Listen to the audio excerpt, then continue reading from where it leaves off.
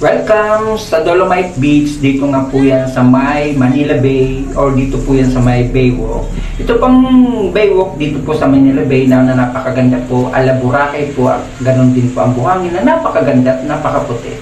So bago ko pa simulan na aking vlog sa umagang ito, isang mapagpalang umaga po sa atin lahat. Huwag niyo pong kalimutan i-subscribe ang aking YouTube channel, Melvin Vlog.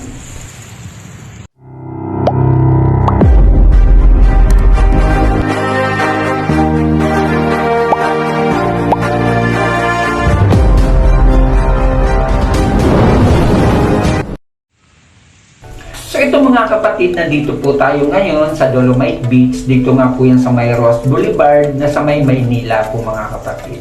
First time ko pong makarating dito, isinama po ako ni Rico Ragon Vlog kasi simula nang dumating po ako rito sa Maynila, first time ko rin po makapasyal. At dito nga po ako dinala sa may Manila Bay or sa may Dolomite Beach.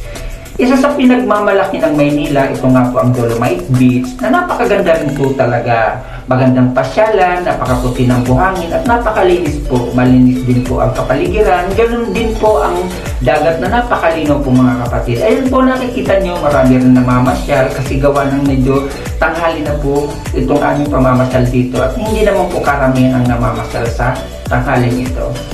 Sa ganda po ng lugar, ako po ay namangha kasi nakakita pa ako ng gantong style doon po sa Boracay kasi nakarating na nga po ako ng Boracay. At dito ko na po tatapusin ang aking vlog sa hapon na to. Bye bye, God bless.